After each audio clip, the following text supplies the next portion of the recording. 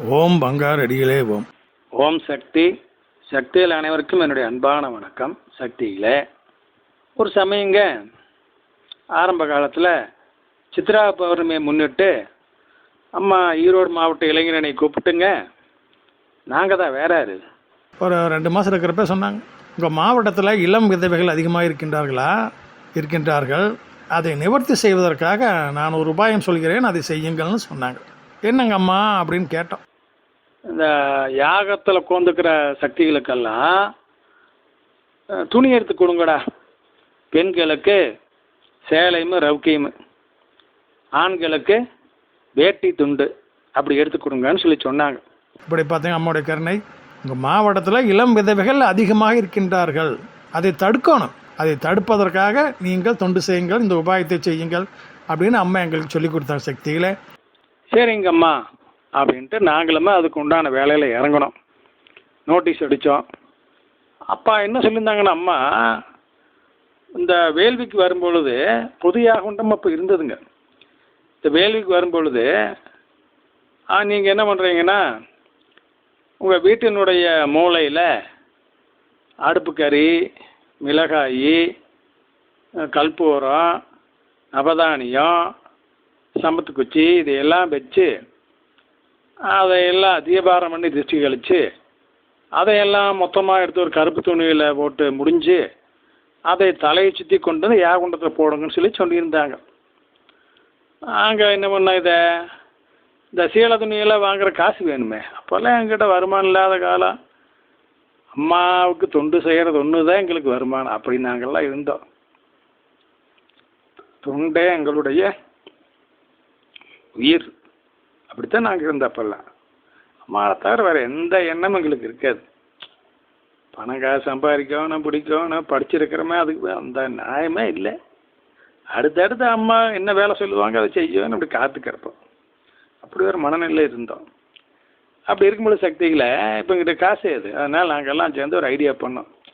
சரி, இதுக்கு இப்போ லட்சக்கணக்கில் செலவாகுமே, என்ன பண்ணுறது. சரி, இப்போ தான் அம்மா ஒரு உபாயம் திருப்பி இருக்கிறாங்களே, இந்த மாதிரி திருஷ்டி கழிக்கும்னு சொல்லி அந்த கருப்பு துணி முடிச்ச கொண்டு வந்து யாகத்தை போடணும்னு சொல்லி இதையே நம்ம பிரச்சாரம் பண்ணி உங்கள் வீட்டுக்கு நாங்கள் வந்து செய்யணும் அப்படின்னா 250 ரூபா காணிக்கு நீ கொடுக்கணும் அம்மாவுக்கு, அப்போ தான் அவன் செய்வோம். நாங்கள் ஒரு நோட்டீஸ் அடித்து எல்லாம் அறிவிப்பு பண்ணோம். அதற்கு முன்னாலேங்க நான் அந்த நோட்டீஸ் எடுத்துகிட்டு அம்மாட்ட வந்துட்டேன் தனியாக. அந்த அம்மாட்ட வந்து, அம்மா இந்த மாதிரி நீங்கள் சொன்ன வேலையை செய்வதற்காக அந்த உபாயத்தை பயன்படுத்தி இப்படி நோட்டீஸ் அடிச்சிருக்கிறேன், உங்கள் அனுமதி வேணும் அப்படின்னு. சரிடா செய்வோம் அப்படின்னு சைகளை காமிச்சிட்டாங்க. ரைட் அப்படின்னு நான் அம்மா உத்தரவு விட்டாங்கன்னு வந்து செஞ்சோம். நானும் செஞ்சிலும் சேர்ந்துக்கின்னு பல வீடுகளுக்கு போய் செஞ்சோம். அது மாதிரி எல்லோரும் 250 ரூபாய் அதுக்கு மேலேயும் கொடுத்தாங்க. மன்ற தலைவர்கள் கூட எங்களை தான் வந்து செய்ய சொன்னாங்க, அவங்க செஞ்சுக்க மாட்டேங்கிறாங்க. ஆனால் அப்படி ஒரு நம்பிக்கை எங்கள் மேலே. அந்த மாதிரி இந்த காலகட்டங்க. மொத்தம் எவ்வளோ வசூலாச்சுங்கிறீங்க? 12,500 ரூபா எங்கள் காங்கேயம் வட்டத்தில் மட்டும். அவ்வளோதான். எனக்கும் சேர்ந்துருக்கும் தலைகால் புரியல. 12,500 ரூபாய்ங்கிறதெல்லாம் 25-30 வருஷத்துக்கு முன்னால் மிகப்பெரிய காசுங்க, சரிங்களா? அப்போல்லாம் ஈரோட்டில் இருந்துங்க, திருப்பூர் ஈரோட்டிலேருந்து மருவத்தூர் வர்றதுக்கு பஸ் சார்ஜ் வந்துங்க 18 ரூபா 20 ரூபா தான். போக வர 40 ரூபா தான் செலவாகும். கோயிலில் சாப்பாடு அம்மாவே கொடுத்துருவாங்க, 1 ரூபாய் ஒரு பொட்டணம். ஒரு வேலைக்கு ஒரு பொட்டணம் தான் செலவாகும். 3 வேலைக்கு 3 ரூபா தான் செலவாகும். ஆக மொத்தம் ஒரு நாளத்து செலவு வெறும் 3 ரூபா.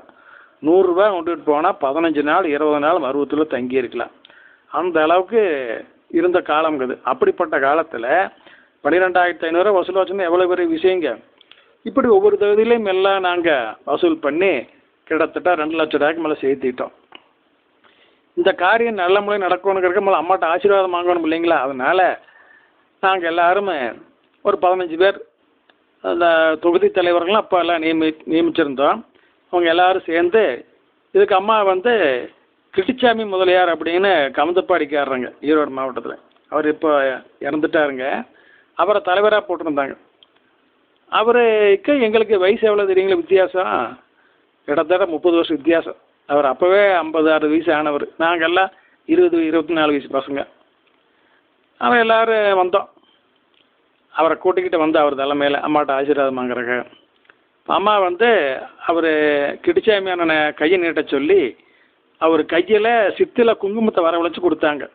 ஒரு எலுமிச்சம்பழ சைஸுக்கு குங்குமம் அவர் கையில்.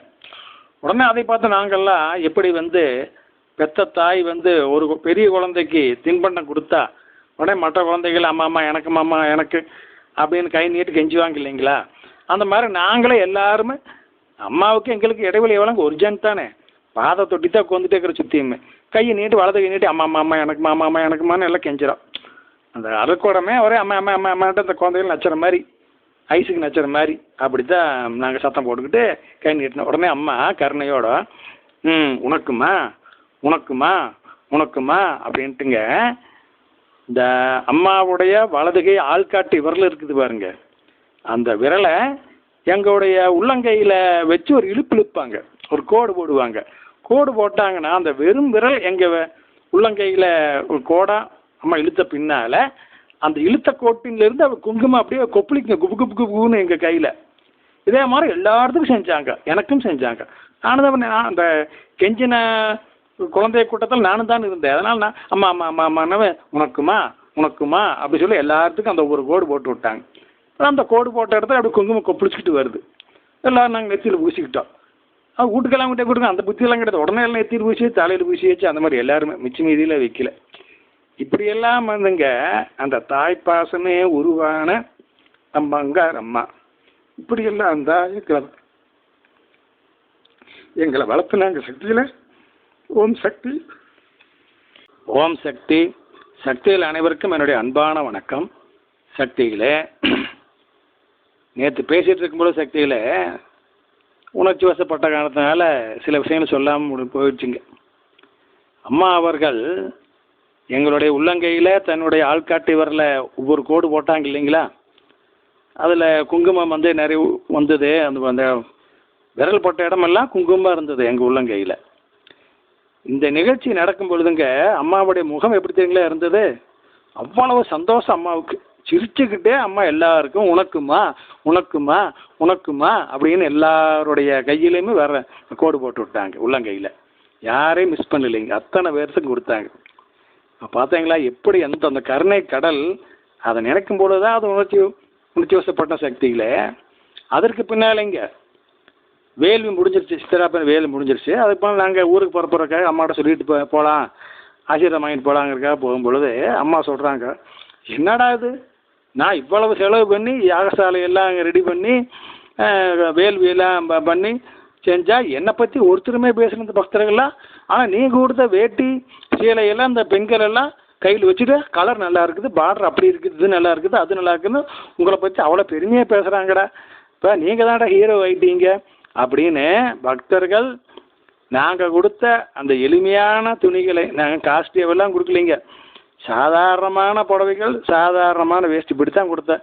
ஏன்னா எங்கள் யோக்கியதையே அவ்வளோக்கு தான் நாங்களும் சாதாரணமானவர்களுக்கு தானே, நாங்கள் என்ன பெரிய மிட்டாமராசுவாக இருந்தால் எல்லாத்துக்கும் பட்டும் பீதாபானம் எடுத்து கொடுக்கறக்கு ஏதோ அங்கே நான் முடிஞ்சது செஞ்சோம், பொண்ணை வைக்கிற இடத்துல பூவை வைக்கிற மாதிரி. அதற்கே பக்தர்கள்லாம் அவ்வளோ தூரம் புலங்காகிதம் அடைந்து பாராட்டி பேசினாங்களம்மா. அதை கேட்டு அம்மா ரொம்ப சந்தோஷப்பட்டோம்னு எங்கிட்ட சொன்னாங்க. எப்படி பார்த்தீங்களா சக்தியில். ஓம் சக்தி.